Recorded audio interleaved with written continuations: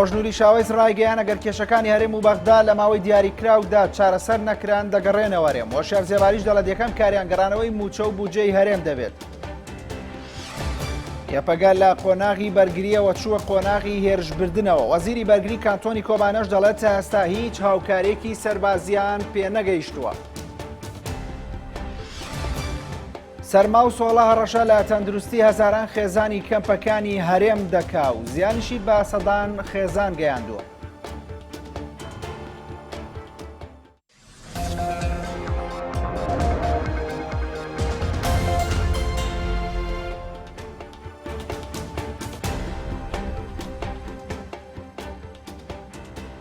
سڵاوتان لێبێ. جێگری سەرۆکوەزیرانی عێراق ڕایگەیان ئەگەر لە ماوەی ئەو 3 مانگەی کە دیاری کراوە بۆ چارەسەرکردنی کێشەکانی نێوان هەولێر و بەغدا کێشەکان چارەسەر نەبن، ئەوا سەرجەم وەزیرەکان دەگەڕێنەوە هەرێمی کوردستان. ڕۆژنووری شاوەیز لە کۆنفرانسێکی ڕۆژنامەنووسی داوتی ئەگەر حکوومەتی اتحادی چارەسەری کێشەکانی نەگرت لەگەڵ هەرێمدا دەگەڕێنەوە بۆ لای سەرکردایەتی سیاسی کورد و ئەو کات بڕیاری خۆیان دەدەن. متأكدم هەموو براوەزیرەکان پابەندی قیاداتی خۆیان و پابەندی ئەو یەکدەنیان کە ئێمڕۆ لە کوردستانە هەیە. ئێمە 3 مانگمان داوە، لەم 3 مانگا ئەبێ کارەکان جێبەجێ بکرێ، بەژینە ئەو وەختە حەقی خۆمانە بچینەوە سەرکردایەتی خۆمان بچینەوە لای سەرکردایەتی خۆمان و بڕیاری کۆتایی بدەین و هەمومان پابەندی ئەو بڕیاری. هیچ بە دووری نازانم مەسەلەی نەوت و مەسەلەی دارایی ڕەبتی یەک بکرێ. يعني هیچ نەبێ مەسەلەی ئەو مستحقاتی هەرێم هی پێش و لەسەر حکوومەتی عێراق ئەوە لەگەڵ مەسەلەی نەوتە ڕەبتەکرێەوە ئەبێ حسابێ بکرێ، موازنەیەک بکرێ، چێ قەرزاری کێ و چەند. پاش سوێن خواردنی بۆ وەزیری دارایی عێراق هۆشیار زێباری ڕایگەیان یەکەم کاریان گەڕانەوەی بودجە و موچەیە بۆ هەرێمی کوردستان. لە پرسیارێکی ئەنارتیدا دەربارەی بودجە و موچەی فەرمانبەرانی هەرێم کە ماوەی زیاتر لە 8 مانگە ڕاگیراوە. هۆشیار زێباری وتی لا یەکەم ئەرکیاندا هەوڵ دەدەن بودجە و موچەی فەرمانبەرانی هەرێم بگەڕێنەوە. ئێمە هێشتا دەست بەکار نەبووینە. ئینشاءڵڵا ئەوەلین شت کە بیری لێکەینەوە هەوڵا دەین ئەو موچەی هەرێمی کوردستانە و موازنەی دەوڵەتی عێراق 2014-2015 و ضمنی ئەو موازنە بالتأکید دەبێ هەرێمی کوردستان خەڵکی کوردستان بە مافەکانی خۆی بە تەواوی بیکەن. لا دانیشتنی پارلەمانی عێراقدا حەیدەرئەبادی سەرۆکوەزیرانی عێراق لە وتارێکدا وەسفی پارتی کرێکەرانی کوردستان پەکەکەی کرد و ڕایگەیان داوای لە تورکیا کردووە لە خاکی عێراقدا ێرژ نەکاتە سەر پەکەکە چونکە پەکەکە لە شەڕی دژی داعشدا بەشدارە و هاوکاری عێراق دەکات. ڕێبوارتەوە ئەندامی پارلەمانی عێراق بێنارتی ڕاگەیان پاش قسەکانی عەبادی لەسەر پەکەکە فراکسیۆنە کوردیەکانی پارلەمان داوایان لە سەرۆکوەزیران کردووە حکوومەتی عێراق پەکەکە وەک ڕێکخراوێکی تیرۆریستی نەناسێنێت.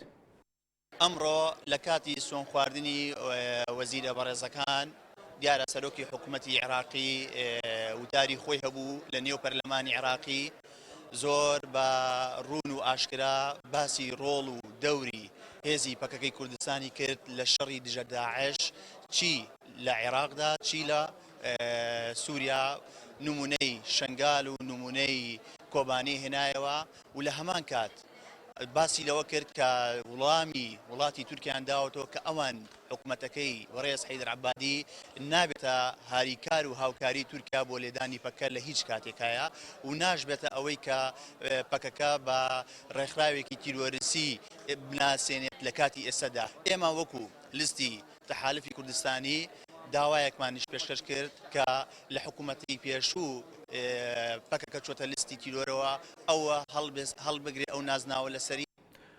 بۆ کۆنتڕۆڵکردنی کۆبانەی ڕێکخراوی داعش هێزی پاڵپشتی ڕەوانە کرد و چەند هێرشێکیان ئەنجامدا بەڵام شەروانان بەرپەرچی هێرشەکانیاندایەوە. لە چەند لایەکیشەوە پەگەل لە حاڵەتی بەرگریەوە چۆتە حاڵەتی هێرشکردن. وەزیری بەرگری کانتۆنی کۆبانێش بێنارتی ڕاگەیان تا ئێستا هیچ هاوکارێکی سەربازی حکوومەتی هەرێمی کوردستان و هیچ لایەنێکی دیکەیان پێنەگەیشتووە.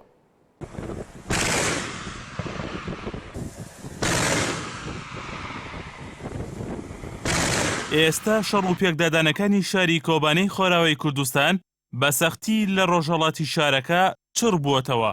چەکدارانی داعش لە بەشێکی هێرشەکانیان تێکشکێنراون و شەروانانی یەپەکەش لە چەند قۆڵێکەوە هێرش دەکەن.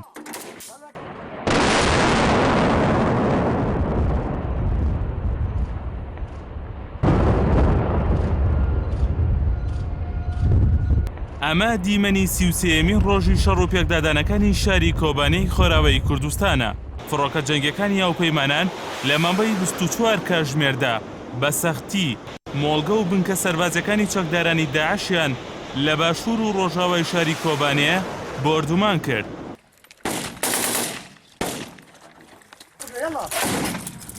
لە دیوی ڕۆژهەڵاتی کۆبانێشەوە شەڕ بە قورسی دەکرێت. چەکدارانی داعش چەند هێرشێکیان ئەنجامداوە و لە هەوڵی کۆنتڕۆڵکردنی ئەو بەشەی کۆبانیان، بەڵام وەک شەروانێکی یەبەکە بۆ هێنارتی قسەی کردووتی لە پێکدادانەکاندا شەروانان هێرشەکانی داعشیان تێشکاندووە و چەند شوێنێکیشیان کۆنتڕۆڵ کردوێتەوە. بەڵام چەکدارانی داعش بە هاوان بۆردومانی ناو شاری کۆبانێ دەکەن و بەو هۆیەشەوە زیانێکی زۆر بە ناوەندی تەندروستی شاری کۆبانێ کەوتووە و لە ئێستادا پزیشکانی کۆبانێ داوای هاوکاری بە پەلەی تەندروستی دەکەن.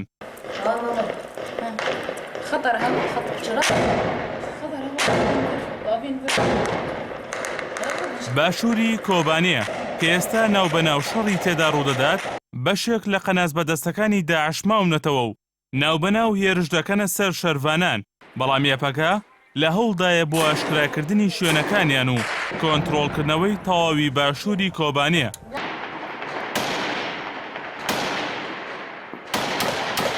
لە دیوی ڕۆژاوای کۆبانێشەوە شەروانان بەرپەرچی هێرشەکان دەدەنەوە و وەک خۆشیان دەڵێن زیانێکی زۆریان بە داعش گەیاندووە.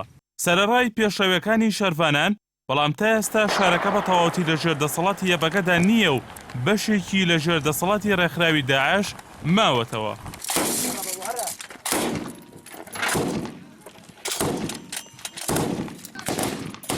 دەربارەی گەشتنی هاوکاری سەربازەکانیش بۆ کۆبانەیە، عسمەت شێخۆ وەزیری بەرگری کانتۆنی کۆبانێ بە هێنارتی ڕاگەیاند تا ئێستا هیچ هاوکارێکی سەربازی حکوومەتی هەرێمی کوردستان و هیچ لایەنێکی دیکەش نەگەشتووەتە کۆبانێ، چونکە تورکیا دەرگای هاوکاری داخستووە.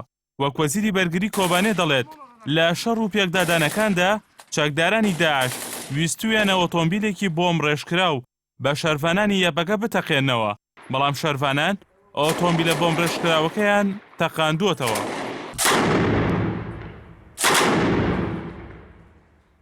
شەڕەکەی ئێستا چووەتە قۆناغێکی دیکەوە، بەو پێی شەروانان لە قۆناغی بەرگریەوە چوونەتە قۆناغی هێرشبردنەوە. ئەوەش تا ڕادەیەکی زۆر هاوسەنگی شەڕەکەی گۆڕیوە. لە شەڕ و پێکدادانەکانی 24 کاتژمێری ڕابردووشدا بە پێی ڕاگەیەنراوێکی یەکینەکانی پاراستنی گەل یەپەکە 21 چەکداری داعش لە سنووری کۆبانێ کوژراون و 2 شەروانی یەپەکەش شەهید بوون. هونەر ئەحسان، NRT. بەڵام بەرەزان بۆ وەرگرتنی زانیاری زیاتر سەبارەت بە بارودۆخی کۆبانێ، ئەیاسکەرەم نێردراوی NRT لە سنووری تورکیا کۆبانێ لەگەڵمانە لەسەر هێڵی تەلەفۆن. ئەیاسڵاوت لێبێ بارودۆخی ئێستای کۆبانی چۆنە؟ بەڵێ دەمژێر هەفتی ئیشەف شەڕێکی گران لە ڕۆژهەڵاتێک کوبانێ دناوبەرە شەڕوانێ نیەتەگی و چەکدارێت داعش ڕوویدا.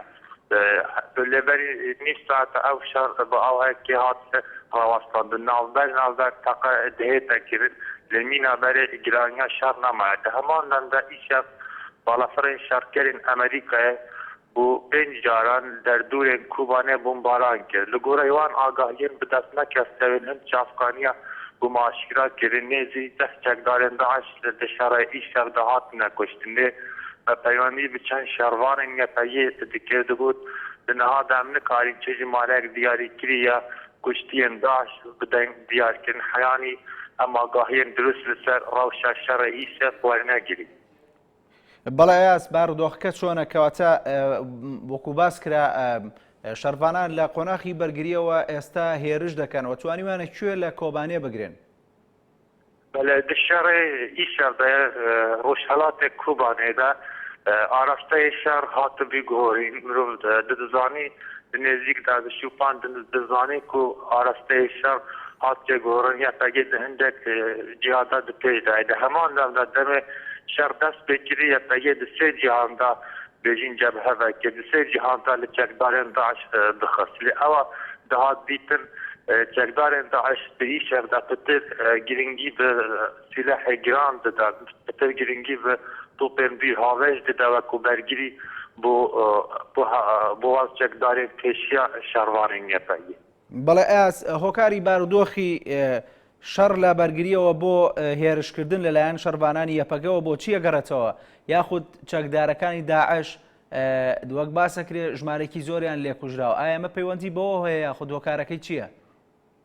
بەڵێ وەکو پێشتر ژمە چەند جارا پەیوەندی بە هەند فەرماندارێن یەپەگێژی دکرد بگوتن لە تایبەت لەوان 10 ڕۆژێن داویەدا شەڕوانên یەپەگێ کارین دەربێن مەزن لە چەکدارên داعش بخن هەماندا لە باڵەفرên شەڕکەرên ئەمریکایە زۆر دژواری بنگەه و بارەگای وان بمباران دکرد ev jî dibî sedemekî jî ku şervanên YPG bikarin êrişên çekdarên Daişê bişkênin rewşa bergiriyê de bikevin rewşa hêrişbirinê de di heman dem de yek xalekandî jî heye ku wekû hin çavkaniyan ji bo me digot çekdarên Daиш li coğrafiya Kobanê hê şarezanînin di nava bajêr û derdûrên hê şarezanînin nikarin şerê Golan bi Golan digel şervanên YPG bikin. Hada li başûrê Kobanê renge li hin xaniyan de qanaz bi destên çekdarên Daeş weko şervanên YPG amaje pê dikir li hin xaniyan de xwe veşar dibîtin lê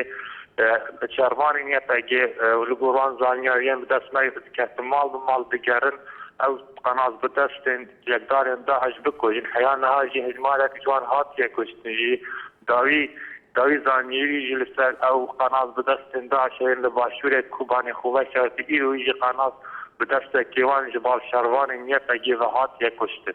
بەڵێ ئەیاس داعش هێزی زیاتری ناردۆ بۆ سنوورەکانی کۆبانێ و نەتوانراوە هیچ هاوکاریەک بە شەڕبانانی یەپەگە بگەێنرێت لە ناو کۆبانێ کاتە چۆن داعش و با بڵێن شەڕبانانی یەپەگە چۆن توانیوانە پێشڕەوی بکەن و داعشیان تێکشکاند بێ و چ زانیارێک لەو بارەیەوە هەیە؟ بەڵێ دەربارەی گەهاندنا ئالیکاریên yên leşkerî بۆ şervanên YPG çend rojan li ser Sinûrî li ser Sinûrê Koban Bakurê Kurdistan ew em dibîn deriyê fermî hemû awayekê daxistiye tenanet alîkariyên mirovî jî leşkerên Tirkiye rênadin biçin derbazî nava Kobanê bin lê wekû ya diyar renge şervanên YPG hind rêyên xuyên taybet hebin hind rêyên xuyên taybet hebin digel hind ka ew qaçaxçiyên sîlah wana sîlah ji bo nava Kobanê vêşandin. بەڵێ ئاس هێرشی ئاسمانی فڕۆکە جەنگیەکانی هاوپەیمانان چۆنەوە ئایا زیانیان بە چەکدارەکانی داعش گەیاندووە؟ بەڵێ لە گۆڕوان ئاگاهیên gihaya destê me bordûmana balafirê şerkerên Amerîkayê ji taradeyekê bandorî li ser rewşa şer hebûye li Kobanê li ewa dihê dîtin pêtir şervanên YPG êrîz dikin şervanên YPG di pêşrewiyê dana li derdûrên Kobanê. کاتە ئەم شەو هیچ هێرشێکی ئاسمانی ڕوویدا لە ناو سنووری کۆبانێ؟ بەلێ وەکو پێشتر من ئاواژە پێکردی ئیشەف باڵافرên şerkerên Amerîkayê pênc cara bordûmana binke baregayên Daeş kiriye. بەڵێ ئاس بارودۆخی سنوور چۆنە؟ تورکیا هێزی زیاتری لە سنوور کۆ کردوتەوە؟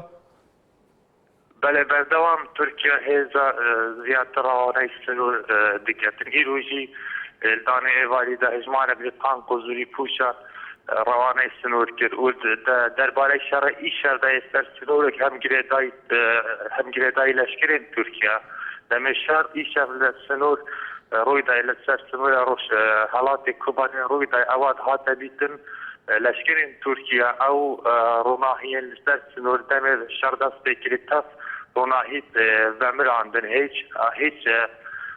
hiç ڕۆناهیەکیان بلاجی تورک ئەوێن لەسەر سنوور دانای hiç بلاجی تورک نەهێلە هەڵگیری ئەو jî hind weڵاتیان digot li ser Sinûrê ve gundên ser Sinûr digot renge ev planek bû derbazkirina hind birîndarên Daeş bû nexweşxanên Urfayê.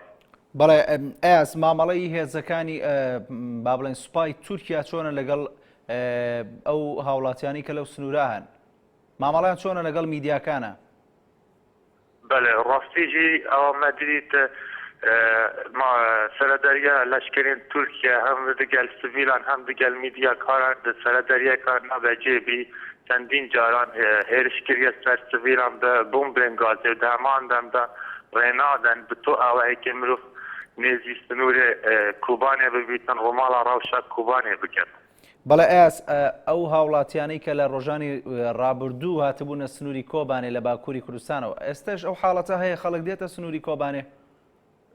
بەڵێ نەها سلگۆندێکێما لەسەر سنوورێک کوبانێ بە سەدان گەنجێن باکوورێ کوردستانê نوبەتێ بگیرن وەکو پێشگیریەکە معنایی بوو شەڕوانên نەتەویە دروشمên نەتەوی بڵند بکەن هەروەسە سرودên نەتەوی دبێژن چادر ڤەدانە هەر ئەو گەنجی لە دەڤەرên جودایên باکوورێ کوردستانê قەستا سنوور کردیە. لەسەر سنوور دەمێننەوە لەو ناوچەیە بەتایبەتی لە ئێستا کە ڕەوشەکە بەرەو کەش و هەوای ناوچەکە باراناویە لەوێ دەمێننەوە؟ بەڵێ وەکو من پێشتر ئاماژە پێکراوان گەنجان لە گوندێن سەر سنوور هەند جێش خاڕا چێکردنە هەند قیمە ڤەدانە بەردەوام شەو و ڕۆژ لەسەر سنوورن نوبەتە پێشگیری دەگیرن بۆ شەڕوانên یەکەگێ. ئێستا لە کۆبانێ هیچ شەڕ و ڕوبەڕوونەوەیەک دەبینرێ یاخود دەبیسترێەوە باس ناکرێت کە هیچ شەڕێک هەیە لەناو کۆبانێ؟ ئەنها ئەف دەمێ ئەم خستنێ دێداتێ ناو بناو دەنگێ هەند چەکان دەهێتشی جوان چەکانی ترانی خەچەکێن قەناسە. بەڵێ ئەیاسکەرەم نێدراوێ نارتی لە سنووری تورکیا کۆبانێ سوپاس بۆ زانەرەکانت. بەردەوامین دووری لە کەسوکار و بێکاری ژیان و ساردوسڕی ناوخێمە ناونشانی چیرۆکی ژیانی پڕحەسرەتی ئاوارەیە. هاتنی وەرزی سەرما و بارانبارینیش خەمێکی تری خستە سەر خەمی ئاوارەکان لە کەمپی بەحرکە لە هەولێر. ئەگەر پێشترە و ئاوارانە لە ناو تەپ و تۆز و خۆڵی ناو ڕێگەکانی کەمپەکە ژیانیان گوزەران دەبێت، ئێستا خۆڵ بۆتە قوڕولیتە و ژیانیانی ئەندەی تر ناڕەحەت کردووە. بەشێک لە ئاوارەکانی کەمپی بەحرکانی گەرانن لەوەی لایەنە پەیوەندیدارەکان هیچ ئامادەکاریەکیان بۆ بارانبارین نەکردووە. لەگەڵ هاتنی وەرزی زستان و بارینی باران لە پارێزگای هەولێر و دەوروبەری ئاوارەکانی کەمپی بەحرکە ڕوبەڕووی دڵەڕاوکە و ترسبوونەتەوە. بە جۆرێک لە 24 کاتژمێری ڕابردوو ئاوارەکانی ئەو کەمپا خەمی گەورەیان بەتاڵکردنی خێمەکانیان بووە لە ئاوی باران کە لە 2 ڕۆژی ڕابردوو زیاتر لە 15 خێمەی خێزان ئاوارەکان دووچاری ڕووخان و ژێر ئاوکەوتن بۆتەوە. بەشێک لە ئاوارەکانیش گلەیی ئەوەیان دەکرد کە لایەنە پەیوەنددارەکان ئامادەکاریان نەکردووە بۆ ئەگەری بارانبارین و ژێر ئاوکەوتنی خێمەکانیان. خۆش قبول ناکە گەل لە ناوسیانە ئیش دەکا بیبینی دیکت پێ دەستێتن ئەوە سێمان گەڕی دەدەن بەسەر دکتۆرەکان دەبێنە مستەوسف یەک شروع بەچی دەداتن دەینە تووشی ڕشانەوەش دەبیتن هەم دەینی تو هەم ئیسحال دەبیتن نە عیلاج هەیە نە دکتۆر هەیە نە جرک هەیە. ئەگەرچی کەمپی بەحرکە زیاتر لە 3 ساڵە دروست کراوە لەگەڵ ئاوارەبوونی دەیان هەزار لە کوردانی ڕۆژئاوا بۆ هەرێمی کوردستان و سنووری پارێزگای هەولێر، بەڵام تا ئێستا لەو کەمپەدا نەتوانراوە ئامادەکاری بۆ هاتنی هەروەرزێک بکرێت. لەگەڵ یەکەم شەپۆلی بارانبارینیش ئاوارەکانی نیشتەجێی کەمپی بەحرکە خەمی بەجێهێشتنی زێدی خۆیان لەبیر کردووە و ئێستا یەک خەمیان هەیە، ئەویش پاراستنی منداڵەکانیان لە سەرما و سۆڵە. ئەوە 2 ڕۆژ بابارانە ئەلێرە یعنی بڕۆ لە ناو خێوەتی هەموو ئەوە یعنی وەرە ماسی بدە لە ناوی عیش دەکەی ممکن ساڵێک 2 ساڵێک ئەوە بارانی زستانە چیەوە. کاتێک بەناو کەمپەکەدا گوزەر دەکەی ئەو کات وێنەی قاچی منداڵان لە ناو قوڕ و خێمەی ژێر ئاوکەوتن و نەبوونی جلوبەرگی پێویست دەبیندرێت و هەستی پێدەکرێت. لایەنی سەرپەرشتیاری کەمپەکەش سەرقاڵی خۆ ئامادەکردنن بۆ ڕوبەڕووبوونەوەی هەر حاڵەتێکی نەخوازراو. لە ڕووی نەبوونی پێداویستیە هەنووکەیەکانیش ئاماژە بەوە دەکەن قەیرانی دارایی هەرێم ڕێگرە و ناتوان بەتەنها لەوە زیاتر خزمەتی ئاوارەکان بکەن. ئەو خێمانێکە تووشی و حالتە بوون ئەویش بەهۆی کێشەی ئاوە بوو کە لە بەشێک لە خێمەکان چوون ئەوانێک کە زیاترم تەزەرم نزیکەی 10 تا 15 خێمە دەبوو شوێنێکەوان کە دانانی خێمەکان بە غەڵەت بوو لە بیدایەتیەوە ئەلحەمدولیلا شەویەوانمان چارسەر کرد گاوسمان و کەرەفاناتمانە بوو لێندەر عالە جەماکرد تەنها یەک کەس نەبی لە ڕووی سەحیەوە لە ئەنجامی ڕوخانی خێمەکەی بەسەردا قاچی شکا تەنها و حالتەمانە بوو. کەمپی بەحرکە زیاتر لە 7000 ئاوارەی تێدا نیشتەجێ و لە کوردی شەبەک و مەسیحی و عەرەب پێک هاتووە. لەگەڵ هاتنی وەرزی زستانیش تا ئێستا لەو کەمپەدا ئامادەکاری پێویست نەکراوە. ئەمە لە کاتێکدایە بەڕێوبەری کەژناسی هەرێم ئاماژەی بەوە کرد تا ڕۆژی سێشەمەی داهاتوو شەپۆلی بارانبارین بەڕێوەیە. شێمە جاف NRT کەمپی ئاوارەکانی بەحرکە هەولێر. جیاواز لە خۆپشاندان و ئەو گردبوونەوانەی کە بە مەبەستی پشتیوانی کۆبانێ و شەربانانی یەپەگە ئەنجام دراون لە قەزای دەربەندیخان ژمارەی خوێندکاری کچ و کوڕ چالاکیەکیان ئەنجامدا کە دروش مواڵای هیچ حیزبێکی تێدا نەبینرا. با پێکەوە چەندیمەنێکی ئەو چالاکیە ببینین.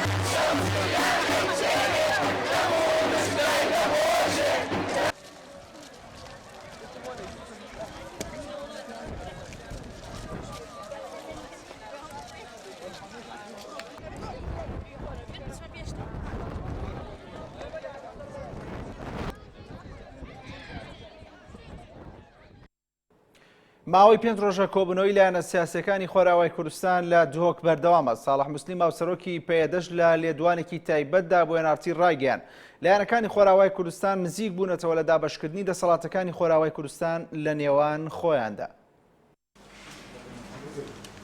پشتی کۆمبوونا لایەنên siyasiyên Rûşava digel Mesûd Barzanî serokê Herêma Kurdistanê heyana jî kômbûna layەnên siyasiyên Rûşava li dihokê berdewam e. Aliyên bejdar di nava van civîna da jî geşbînin bi van civîna. Wiha dibînin dahatûyekî geş li hember lêkhatina evan layana heye.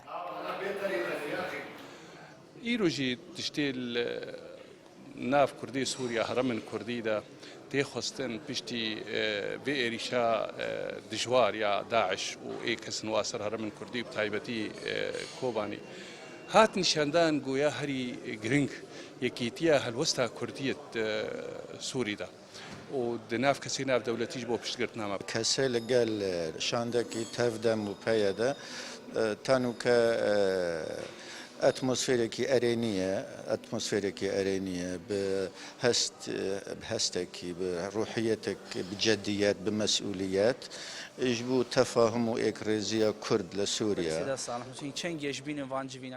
Di daxuyaniyeka taybet da jî hevserokê peyê de Salih Muslim ragihand lêvegerek heye di navbera layênên siyasî ji bo dabeşkirina çil bi çil ji bo eneke sew tevdem bîstadên jî ji bo layênên diyên siyasî ku ne beşdarin digel herduyan. Çêkirinê lêvegerekê hatî qebûlkirina ji sedî çel tevî herdê kur bê derê hazirin yani rêveberî sedî çel ê tevdemê û enekesê ew ji sedî çel û sedî bîst jî ji kesê din re hatî veqetandine ciyê din ew jî partiyê dînin ê hana ku ew standî yani ruxsatê xebatê standî siyasî. Li vê derê heyama 5 rojane kobûna layênên siyasiyên Rûşava berdama û hemî layen jî geşbînin bi van kobûna. Derencam de çibe li rojanên dahatî derencamê kobûna ew ê diyar bibe. Sîpan Amedî NRT Duhok. 35 پارتی سیاسی لە چوار پارچەکەی کوردستان لەسەر بارودۆخی کۆبانێ لە هەولێر کۆبوونەوە و سەرجەمیان بەڵێنیاندا دوور لە بەرژەوەندی حیزبی ناکۆکیەکانیان بەلاو بنێن و دەستەیەکی باڵاش پێک بێنن بۆ چاودێریکردنی بارودۆخەکە. هاوکات سندوقێکی هاوکاریش بۆ پشتیوانیکردن لە کۆبانێ دابمەزرێنرێت. کۆبانێ ئەو شارە کوردیەی ڕۆژاوای کوردستان کە ئاماوەی زیاتر لە مانگێکە لە ژێر گەماروی چەکدارانی داعشدایە و شەڕڤانان نەیانداوە بەدەستەوە خەریکە لە ئێستادا ئەبێتە هۆکاری لێک نزیکبوونەوەی سەرجەمگەلی کورد لە هەر چوار بەشەکەی کوردستان. ئەوەتا بۆ جاری پێنجەم 35 پارت و لایەنی سیاسی لە سەراستی باکوور و باشوور و ڕۆژئاوە و ڕۆژهەڵات کۆبوونەوە و تێیدا سەرجەمیان بەڵێنیاندا دوور لە بەرژەوەندی حزبی ناکۆچەکانیان بەلانێن و کار بۆ پرسە نەتەواتیەکان بکەن و بڕیاریشیان لەسەر چەند خاڵێکدا.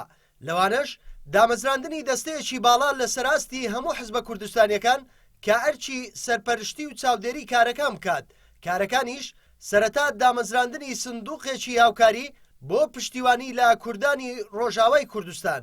ئەمە هەموو ئەو ڕێککەوتنانەی لەگەر دەوڵەتی تورکیامان کردیا خۆ بەبێشک دیارە ئێمە خەلەلمان تێدا هەبوو لەو مەسەلەیەدا ئەگەر ناخۆمە ئەگەر خەڵێتی نامایە چۆن ئەم ئەگەر ڕێککەوتنێکم کرد باە تورکیا بە هەموو شێوەکان لە ئێمنی باداوە لە هەموو ڕێککەوتنەکان لە من پاشگەز بوویتەوە کە هیچ هاوکاریەکی بۆ ملەتی ئێمە نەکرد لەو مەسەلەدا ملەتی ئێمە ئەگەر دەست و بازی خۆی نەبایە لە کۆبانی ملەتی ئێمە تووشی لە ناو چوون بوو لەو مەسەلەیە یەکەشتر لە ئەرکەکانی ئەو لیژنەیە ئەوە دەبێت کە ئابەزووترین کات جەخل لەسەر لایەنە سیاسیەکان بکات بۆ بەستنی کۆنگرەی نەتەوەیی و لایەنەکان پەلە لە بەستنی بکەن هەروەها بڕیاریشە لە چەند ڕۆژی داهاتوودا نوێنەری ئەو لایەنانە سەردانی هەریەک لە سەرۆکایەتی پەرلەمان و هەرێم و حکوومەت بکەن.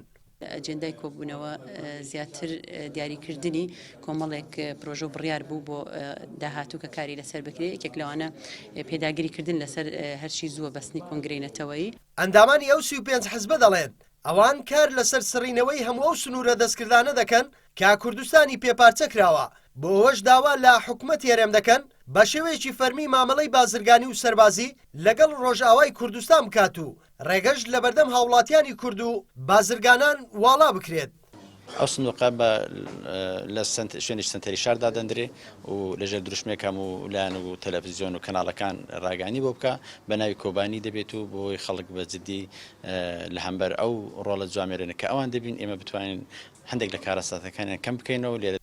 تورکیا ئەو وڵاتەی کە لەسەر پرسی چەکدارانی داعش و نەوەستانەوەی بەرامبەریان تا ئێستا زۆرترین ڕەخنەی لێگیراوە هاوکات لە کۆبنەوەی 35 لایەنە سیاسیەکە جارێشتر ڕەخنەکانی ئاراستە کرایەوە بەوەی کە وڵاتی تورکیا ڕێگرە لە بەرامبەر ناردنی کۆمەک و هاوکاریەکانی هەرێمی کوردستان بۆ کۆبانێ بۆ ئەوەش ئەو لایەنە سیاسیانە داوایان لە سەرۆکاتی هەرێم و حکوومەت کرد کە داوا لە وڵاتی تورکیا بکەن بە پەیوەندەکانیدا بچێتەوە کە لەگەڵ ڕۆژئاوای کوردستاندا گرتوویەتە بەر. فەرمان محەممەد ئێنارتی هەولێر. هاتنی وەرزی بارانبارین و سەرما لەگەڵەوەی ڕەحمەتە بۆ خاک وڵات بەڵام ڕەوشی ژیانی پێشمەرگەکانی لە سەنگەرەکانی شەڕکردن لەگەڵ داعشدا قورستر کردووە. وەزارەتی پێشمەرگەش بڕیاری داوە لە قۆناغی یەکەمدا با خێمە و نایلۆن وەک چارەسەرێکی سەرەتایی شوێنی حەوانەوەی پێشمەرگە لەبەر باران دابین بکات. لەگەڵ هاتنی وەرزی زستان و بارینی یەکەم باران لە سنووری کەرکووک ڕەوشی پێشمەرگەکانی خراپ کردو ئاو چووە بەشێکی زۆری سەنگەرەکانی پێشمەرگەوە وەک پێشمەرگەکانیش دەڵێن لە کاتی بارینی باراندا بەشێک لە سەنگەرەکانیان چۆڵ دەکەن ئەمە لە کاتێکدایە لەگەڵ چەکدارانی داعشدا تەنها چەند سەد مەترێک لە یەکەوە دوورن تەنانەت ئەو شەقامەشی کە لە پشتی سەنگەرەکانەوە بۆ هاتوچۆی پێشمەرگا دروست کراون بووەتە قوڕا و هاتوچۆکردن پێیاندا ئەسەم بووە. ڕەباکەمان زۆر خراپن شوێنی نووسمان زۆر خراپە وەعز هەتا بڵێ خراپە هەتا مەسئوولەکانی خۆشمان شەو هەمووی لە کوونەخاوە بوون کەس نهات بەهانامانەوە ئامر فۆزەکەمان لە باتی سپێنەکەی کە بارانەکە ڕۆژەکەی خۆش کردەوە لە باتی ئەوەی بێ سەردامە بکە بەرەو ماڵ ڕۆشتەوە باشە من ئەوەندا ئاڵێ داوا لە حکوومەت هەرێمی کوردستان دەکەم بەهانەی پێشمەرگەوە بێت. لە سنووری کەرکووک و داخوق ژمارەی زۆر هێزی پێشمەرگەبوونی هەیە و بەرگری لە خاکی کوردستان دەکەن بە تایبەت لە سنووری گوندەکانی مەلا عەبدوڵڵا ڕۆژانەش چەندین شەڕی سووک لە نێوان پێشمەرگە و داعش ڕوویداوە و چەندین پێشمەرگە لەو سنوورە شەهید و بریندار بوون بە سەدان داعشیش کوژراون. وەرزی دستانە بۆ خۆ دەبینی تەسویرکەوە کەپرەکەم ئاوەندەمە ڕاهاتوە هیوادارین لە وەزارەتی پێشمەرگە کە چاوەکن پێدا بخشێنیتەوە یعنی شتی چاکن بۆ دابین کە کابینە و لایلۆن و یعنی ڕەبایەکان بۆ چاکە. هێزەکانی پێشمەرگە بە شێوەی هیلالی لە بەرامبەر چەکدارانی داعش سەنگەریان لێداوە و کەرکووک دەپارێزن شوێنی مانەوەی چەکدارانی داعشیش نێو گوندەکانی دەوروبەری شارەکەیە بەشێک لە بەرپرسانی پێشمەرگەش پێیان وایە وەرزی زستان کاریگەری ئەوتۆی نەکردوتە سەر چەکدارانی داعش بۆیەوە پێویست دەکات سەنگەرەکانی پێشەوەی پێشمەرگە بە تەواوی کۆنتڕۆڵ بکرێن و شوێنی حەوانەوەیان بۆ دابین بکرێت.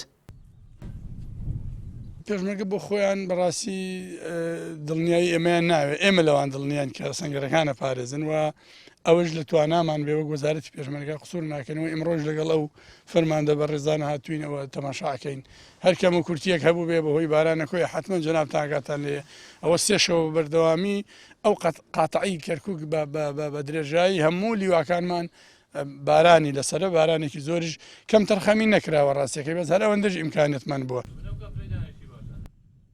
هاوکات بۆ چارەسەرکردنی کێشەکانی پێشمەرگە کە بە درێژایی سێشەوی ڕابردوو لە سنووری کەرکووک و دەوروبەری باران باریوە بڕیارە لە قۆناغی یەکەمدا بە خێمە و نایلۆن وەک چارەسەرێکی سەرەتایی شوێنی حەوانەوەی پێشمەرگە لە باران و ڕەشەبا بپارێزرێن.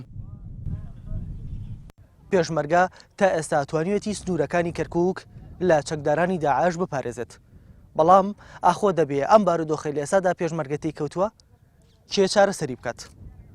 ڕۆکان جاڤێنارتی، سنووری پارێزگای کەرکووک. بەڕێوەبەری کەشناسی و بوومەلەرزەی هەرێم ڕایگەیان بارانبارین تا ڕۆژی سێشەمە بەردەوامە بێ و لە 2 ڕۆژی داهاتووشدا شەپۆلەکانی بارانبارین چڕترە بێتەوە. فازڵ ئیبراهیم بەڕێوەبەری کەشناسی و بوومەلەرزەی هەرێم بێنارتی ڕاگەیان بۆی تێکەڵبوونی 2 نزمە پاڵەپەستۆ ڕۆژانی یەکشەممە و دووشەممە شەپۆلێکی چڕی بارانبارین پارێزگاکانی هەرێمی کوردستان ئەگرێتەوە. تیشیە و شەپۆلە بارانبارینەی کە چەند ڕۆژێکە ڕووی لە هەرێمی کوردستان کردووە تاوەکو بەرەبیانی ڕۆژی سێشەممە بەردەوامە بێ. لە ڕۆژی سیانزەیە مانگەوە شەپۆلێکی بارانبارین ناوچە جیاوازەکانی هەرێمی کوردستانی گرتووەتەوە و باپی ئاماری کەشناسی هەرێم لە پارێزگای هەولێر 26 میلیمەتر باران و لە دۆک 63 میلیمەتر و لە سلێمانی 24 میلیمەتر و لە کەرکووک 25 میلیمەتر باران باریوە. نزمە پاڵەپەستۆیەکی تر لە ئەنجامی یەکگرتنی نزمە پاڵەپەستۆی دەریای ناوەڕاست و دەریای سوورکار دەکاتە سەر هەرێم کەمەش دەبێتەوەی کەمکردنەوەی کاریگەری بارستە هەوا سار دەکە، بەڵام شەپۆڵێکی بارانبارین ڕوو لە ناوچەکانی هەرێم دەکە بە تایبەتی لە ناوچە سنووریەکانی پارێزگای هەولێر و پارێزگای سلێمانیش بە هەمان شێوە کاریگەرتر دەبن بە کاریگەری ئەم بارانبارینە. بەپێی ئەم راپۆرتانێکەوە لە بەردەستدان پێشبینی دەکرێتن ئەم ساڵێکی خۆش بێتن بە تایبەت لە وەرزی کشتتوکاڵی بۆ ناوچەکانی هەرێمی کوردستان و ڕۆژهەڵاتی ناوەڕاستیش بەوەی کەوە بارانبارین لە ئاستی تێکڕای خۆی دەبێتن و پەنا بەخوا دوور دەبین لە وشکە ساڵی. مانگرتن و ناڕەزایەتی خوێندکارانی کۆلێژە پزیشکیەکانی هەولێر و سلێمانی لە بەرامبەرکردنەوەی کۆلێژی پزیشکی ئەهلی لە زانکۆی کوردستان بەردەوامە و سندیکای پزیشکانی کوردستانیش دەڵێت با هەموو جۆرێک دژی کردنەوەی ئەو کۆلێژەیە. لە بەیاننامەیەکدا سندیکای پزیشکانی کوردستان ڕایگەیان هەر پزیشکێک یان نەخۆشخانەیەکی تایبەت مامەڵە لەگەڵ ئەو زانکۆیەدا بکات ئەوە مافی ئەندامەتی و کارکردنی لێوەردەگرنەوە. جەختیشی کردەوە ئەوان مامەڵەی پزیشک لەگەڵ خوێندکارانی ئەو کۆلێژە پزیشکیە ئەهلیە ناکەن و دانی پێدا نانێن. کردنەوەی ئەم زانکۆیە پێشێلی هەموو ئەو بڕیارانەی کردووە کە لە خوێندنی باڵادا هەیە بە هیچ لێژنەیەکی خوێندنی باڵادا نەڕۆیشتووە. خودی وەزارەت لەگەڵ ئەو کردنەوەی زانکۆیەدا نییە. وەزیری تەندروستی وەزارەتی تەندروستی لەگەڵ ئەو زانکۆیەدا نییە و لە ڕاگەیاندنەکان ئاماژەی بەوە داوەکەوە ئەسڵەن تاقیگە و نەخۆشخانەکانی ئەوان ناتوان بەکاربێن. سندیکای پزیشکانی کوردستان پێنجشەممە لە بەیاننامەیەکیدا پرۆستۆی کردنەوەی ئەو زانکۆی دەکات و ئاماژە بەوە دەکات هەر کەسێک هەر پزیشکێک پەیوەندی بەو زانکۆیە بکات ئەندامەتی لە زانکۆ لێوەردەگیرێتەوە. واتە هەموو لایەنە مهنیەکان هەموو ئەو لایەنانەی پەیوەستن بە ڕۆژی خوێندنی پزیشکیەوە لەسەر خەتن هەمویان هاوڕان هاودەنگن کەواکردنەوەی کۆلێژی پزیشکی ئەهلی لە زانکۆی کوردستان خزمەت بە ڕۆژی تەندروستی ناکات جگە لە خزمەتکردن بە کۆمەڵێک لایەن کەوا نمرەکانیان نزمە. وەزیری خوێندنی باڵا و توێژینەوەی زانستی ڕایگەیان زیاتر لە 51,000 خوێندکار دەرچوون لە قۆناغی ئامادەییدا و ناشتوان هەموو خوێندکاران لە زانکۆ پەیمانگەکاندا وەربگرن. یوسف گۆران وەزیری خوێندنی باڵا و توێژینەوەی زانستی ڕایگەیان ئەم ساڵ زیاتر لە 51,000 خوێندکار قۆناغی ئامادەییان تەواو کردووە و بەشێک لە خوێندکاران ساڵانی پێشتریش مافی پڕکردنەوەی فۆرمی وەرگرتنی زانکۆ و پەیمانگاکانیان هەیە. بەوە ژمارەی خوێندکاران دەگاتە زیاتر لە 60,000 کەس. وتیشی لە ئێستادا ناتوان نمرەی وەرگرتنی خوێندکاران ئاشکرا بکەن بەوەی ئەوەی تا ئێستا ئەنجامی تانەی خوێندکاران لە نمرەکانیان ڕانەگەیەنراوە. تا ئێستا ناتوانین بڕیار لەسەرەوە بدەین ئێستا کۆی نمرە چەنە بێت چونکە ئێمە تاکو ئێستا پرۆسەی تەواوکردنی نەتایجەکان تەواو نەبووە بە تایبەتی جارێ مەسەلەی اعتراضات ماوە ئەوە کە جۆرێک لە نەتایجەکانە ئەگۆڕێ بەڵام ئەوەی کە تەنها بۆ ئەم ساڵ زیاتر لە نزیکەی 50,000 کەس دەرچووە و لەگە ساڵانی پار و پێراشی بێتە سەر کە مافیان هەیە پێشکەشکن زیاتر لە 60 بۆ 65,000 کەس ئەم ساڵ مافی پێشکەشکردنیانە بێ بۆ زانکۆکان بێگومان زانکۆکان ناتوانن ئیستیعابی هەر هەموو ژمارەیە بکەن بەڵام ئێمە هەوڵ دەدەین بە پێی توانە بەشێکی زۆری ئەم داواکاریانە جێبەجێ بکەین. دوای کۆنتڕۆڵکردنەوەی ناحەی سلێمانبەگ لەلایەن هێزەکانی پێشمەرگە و چەکدارانی بەدر هاوڵاتیانی ئەو ناحەیە دەیانەوێت بگەڕێنەوە شوێنەکانی خۆیان بەڵام بەوتەی هاوڵاتیان چەکدارانی بەدر ڕێگەیان نادەن بگەڕێنەوە بۆ ناوچەکانی خۆیان. زیاتر لە مانگێکە ناحی سلێمانبەگ لەلایەنی هێزەکانی پێشمەرگەی کوردستان و چەکدارانی سەر بە ڕێکخراوی بەدر کۆنتڕۆڵ کراوە کەچی تا ئێستا حکوومەتی اتحادیە ڕەزامەندی نیشان نەداوە بۆ ئەوەی تەواوی خێزانەکان جارێکی تر بگەڕێنەوە سەر ماڵ و حاڵی خۆیان بە شەکل هاوڵاتیانیش ڕەخنە لە هێزەکانی بەدر دەگرن بەو پێی سوکایەتی و ئازاری ئەو خێزانانە ئەدەن کە ڕۆژانە بەناو ناحەکە گوزەر دەکەن یاخود ئەیانەوێت بگەڕێنەوە بۆ شوێنەکانی خۆیان. پێویستە هێزێکی هاوبەش لە ناوچەکە لە ژێر کۆنتڕۆڵی پارێزگای سەلاحەدین بوونی هەبێت چونکە وەکو ئاشکرایە با بەردەوامی لە سلێمانبەگ شەڕ ڕوو دەدات و شەڕەکانیش گەیشتووەتە ئەو ئاستەی کە زیانی گەورەی لێ بکەوێتەوە.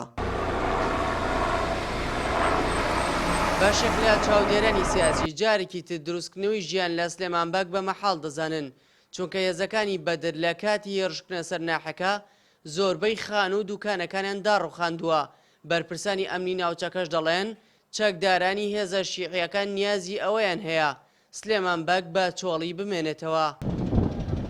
منذ 40 يوم ولحد الآن. ئەوە زیاتر لە 40 ڕۆژە ناحیە سلێمانبەگ لە ژێر دەستی داعش دەرێنراوە بەڵام هێزەکان ڕێگا نادەن هاوڵاتیان بگەڕێنەوە شوێنەکانی خۆیان. نازانین هۆکارەکەی چییە. کاتێکیش پرسیار دەکەین هەر جار و بیانوێک دێننەوە لە ڕاستیدا ئەوە نایەنەوێت خێزانەکان بگەڕێنەوە. بعودة العوائل. بە پێی زانیاریەکان هەرچەندە تەواوی چەکدارانی داعش لە سونی ناحەکە بوونیان نەماوە بەڵام با بیانوە جیاوازەکان هێزە شیعیەکان ڕێگری دەکەن لە هاتوچۆی هاوڵاتیان و چەندین شۆفێریش لە دەوروبەری ناحەکە دیار نەماوە هەر بۆیە کە سوکارەکانیشیان گومانیان لە هێزەکان هەیە لەگەڵەوەشدا داوا دەکرێت ئەو هێزانە لە ناوچەکە بوونیان نەمێنێت و هێزێکی تر جێگاکەیان بگرێتەوە. دیارجەمال نارتی دەوروبەری ناحیە سلێمانبەگ. لا چەمچەماڵ کۆنفرانسێک لەسەر ئاستەنگەکانی پرۆسەی دیموکراسی لە هەرێمی کوردستان ئەنجام درا بە بڕای بەشێک لە چاودێرانیش تا ئێستا بنەماکانی دیموکراسی لە هەرێمدا جێگیر نەبووە. چەکدارانی داعشیش مەترسێکی گەورەیان لەسەر پرۆسەی دیموکراسی لە خۆرەڵاتی ناوەڕاستدا دروست کردووە. دیموکراسی ئەو چەمکەی زۆرترین کات گوێبیسی دەبین و زۆر کات لەلایەن بەشێک لە بەرپرسانی حکومی و حزبیەوە بەکاردێنرێت کە دەوترێت دیموکراسی لە سای حکومەتی هەرێم دیموکراسەتێکی نمونەیە لە ناوچەکەدا. بەڵام پرسیار لێرەدا ئەوەیە ئاخۆ لە هەرێمی کوردستان دیموکراسی بەرقەرارە یاخود تەنها دەستەواژە و چەمکێکی باوی سیاسەکانە. بەڕای بەشێک لە چاودێرانیش تا ئێستا بنەماکانی دیموکراسی لە هەرێمدا بوونیان نییە کە خۆی لە ئازادی ڕادەربەرین و سەروەریبوونی یاسا و بوونی ئابووری سربەخۆ و هەڵبژاردننی ئازادانە و دەستا و دەستکردنی دەسەڵات و هەبوونی سوپای نیزامیدا دەبینێتەوە. لە ڕۆژشکلەکەی شتێکیان هەیە ناوی انتخابات وەروە ناویشان ناو حکومەت و پەرلەمانی هەرێم بەڵام ئەمە دەسەڵاتە ڕاستەقینەکە نییە. کوردستان دەبێتەوە بە دوو سوڵتە دوو زۆن کە ئەم دوو سوڵتەیە دوو زۆنی ئیقتیادی سیاسی تایدا هەموو دەسەڵاتەکان لای ئەوانن و لای چەند کەسێکن دەرەنجامی انتخاباتەکان بەهەر بەدەست ئەوانەوەی بۆیە بەم شێوەیە نەک هەر دەڵێن دیموکراتی نییە من پێم وایە ئێستا لە هەرێم و لە عێراقیش ئێستا نەگەیشتونە مەرحەلەی دەوڵەت لە پێش دەوڵەتەوەین واتە ئەو دەسەڵاتێکی ئێستا لە هەرێم و لە عێراقدا هەیە دەسەڵاتی دەوڵەتی نییە بەڵکو دەسەڵاتی پێش دەوڵەتە دەسەڵاتی مجتەمەعاتەکانی پێش دەوڵەتن چونکە دەسەڵاتی شخصی و عائیلی و پشت نابەستێ بە قانون و بەدەستور پشت دەبەستێ بە عرف و عادەت و وەلای شخصی. ڕۆژهەڵاتی ناوڕاست بەردەوام لە بەردەم گۆڕانکاری و پێشهاتی نوێدایە و لە ئێستاشدا چەکدارانی داعش و گروپاتون ڕەوەکان زۆرترین قسە و باسی لێ دەکرێت چ لەسەر ئاستی ناوچەکە و چ لەسەر ئاستی نێودەوڵەتی. هەر بۆیە بەڕای بەشێک لە چاودێران بوونی داعش مەترسیەکە لەسەر دیموکراسی ناوچەکە. لەژێر دروشمی ئایندەی دیموکراسی لە هەرێمی کوردستانی عێراق کۆلێژی زانستە ڕامێریەکانی چەمچەماڵ باوکاری سنتەری توێژینەوەی پەرلەمانی کوردستان پێنجەمین کۆنفرانسی ساڵانەی خۆی دەست پێ کرد. ئامانج بەم کۆنفرانسە بریتە لە تەراکومکردنی لایەنی زانستی لەسەر چەمکی دیموکراسی چونکە بەڕاستی هەرێمی کوردستان ئێستا وەکو پێگە وەکو ناوەندی تێڕوانینی هەرێمی نێودەوڵەتی بووە تەرکیزی هەموو لایەنەکان لەسەر ئەوەیە کە کوردستان ببێ بە ناوەندی و گۆڕانکاری کە ڕۆژهەڵاتی ناوەڕاستە مەبەستە بکرێت. کۆنفرانسی ساڵانەی کۆلێژی زانستە ڕامیاریەکانی چەمچەماڵ بۆ ئەم ساڵ بڕیارە 2 ڕۆژ بخایەنێت و تایدا 20 توێژینەوەی زانستی لە کۆی گشت زانکۆکانی کوردستان و عێراقدا پێشکەش دەکرێت و سەرئەنجام ئاستەنگەکانی بەردەم پرۆسەی دیموکراسی لە هەرێم لەگەڵ ڕێگەچارەکانیدا دەخرێتە ڕوو و بە شێوەی ڕاستپاردا ئاراستەی لایەنە پەیوەندیدارەکان دەکرێت. ڕزگار جەبار NRT چەمچەماڵ. کۆکردنەوەی کۆمەک و هاوکاریەکان بۆ ئارەکانی کۆبانێ بەردەوامی هەیە و لە پارێزگای سلێمانیش دارێک لە مزگەوتی مفتی و گروپیانە بۆ ئەو مەبەستە کەمپینێکیان ڕاگەیان کە کۆمەک و هاوکاری بۆ ئارەکان و خەڵکی کۆبانێ کۆ دەکەنەوە و هەرێکە لەو کەمپینانەش بۆ ماوەی هەفتەیەک بەردەوام دەبێت. کۆکردنەوەی کۆمەک و هاوکاریەکان بۆ ئاوارەکانی کۆبانێ بەردەوامی هەیە و لەو چوارچێوەیەشدا چەندین گروپ و ڕێکخرا و چین و توێژە جیاوازەکانی کۆمەلگا دەستیان کردووە بە کۆکردنەوەی کۆمەک و یارمەتیەکانیان بۆ ئاوارەکانی هەرێمی کوردستان. لە پارێزگای سلێمانیش هەر یەک لە مزگەوتی مفتی و گروپی هانە بۆ ئەم مەبەستە کەمپینێکیان ڕاگەیاندووە. ئەم جەمعی کە ڕۆشت لە وتارەکەیان مامۆستای بەڕێز هاواری کرد داوای کرد هەر کەسێک لە ئاستی خۆی هاوکاری بگەێنێتە برایانی کۆبانێ. منیش کە جۆم لە وتارەکەی مامۆسا بۆ هاتم بەدەم بانگەوازەکەەوە ئەوەی بە پێی توانیم هاوکاریەکی کۆبانەکان بکەم. گروپی هانە کەمپینێکی 11 ڕۆژی بە مەبەستی کۆکردنەوەی هاوکاری مادی ئەنجام دەدات و ماوەی 4 ڕۆژە کەمپینەکە بەردەوامە. لە کۆنفرانسێکی ڕۆژنامەنووسیدا سەرپەرشتیاری گروپی هانە باسی لەوە کرد کە بڕێک پێداویستی پزیشکی لە ئەڵمانیاوە گەیشتۆتە دەست و دوای کۆتایی پێهێنانی کەمپینەکە هاوکاری و کۆمەکیەکانی دەگەێنە کۆبانێ. ئەم کەمپینە ئێمە تایبەتە بەناو کۆبانی ئەو کەسا خۆڕاگرانەی ناوشاری کۆبانی پێویستیان بە ئەو پێداویستیانەیە کە لێیان بڕاوە و ئێمە ژۆکو ئەم گروپەوە وەکو ئەرکێکی خۆمان ئەم سندوقەمان ڕاگەیاندووە خەڵکی شاری سلێمانی ئەتوانن لە ڕێگەی ئەم سندوقەی ئێمەوە ئەو کۆمەکانەی کە هەیەە بیگەێنن بەدەستمان تاکو ئێمەش بتوانین بگەێنین بە کۆبانی. هاوکات مزگەوتی مفتی لە شاری سلێمانی کەمپینێکی حەوڕۆژیان بۆ کۆکردنەوەی هاوکاری بۆ ئاوارەکانی هەرێمی کوردستان ڕاگەیاند. وتارخوێنی مزگەوتەکەش لە خوتبەی ڕۆژی هەینی ڕابردوو کەمپینەکەی باس کردووە کە تایبەتە بە کۆکردنەوەی کۆمەک و هاوکاری هاوڵاتیان بۆ ئاوارەکانی کۆبانێ. ئەو شتانە کە پێویستی ئەم وەرزەن بە تایبەتی وەرزی زستانە لە هاوڵاتیان و لە موسڵمانانی ئەم گەڕەکەی وەردەگرین و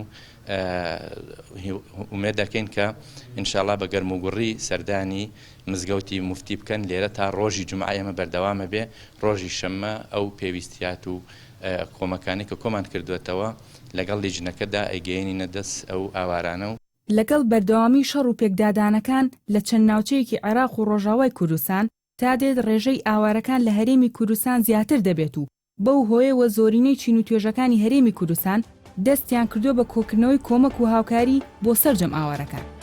شاکارنووری NRT سلێمانی. گەشتینە کۆتایی و گرنگترین ناونیشانەکان. ڕۆژنووری شاوەیز ڕایگەیان ئەگەر کێشەکانی هەرێم و بەغدا لە ماوەی دیاریکراودا چارەسەر نەکران دەگەڕێنەوە هەرێم و هۆشیار زێباریش دەڵێت یەکەم کاریان گەڕانەوەی موچە و بودجێ هەرێم کوردستان دەبێت. یاپەگەل لە قۆناغی بەرگریەوە چوە قۆناغی هێرشبردنەوە وەزیری بەرگری کانتۆنی کۆبانێش دەڵێت تا ئێستا هیچ هاوکارێکی سەربازیان پێ نەگەیشتووە. سەرما و سۆڵا ڕەشە لە تەندروستی هەزاران خێزانی کەمپەکانی هەرێم دەکا و زیانیشی بە سەدان خێزان گەیاندووە. لە NRT لە ڕووماڵێکی بەردەوامدا لەگەڵتان بووین. کاتێکی خۆش بۆ هەموو لای.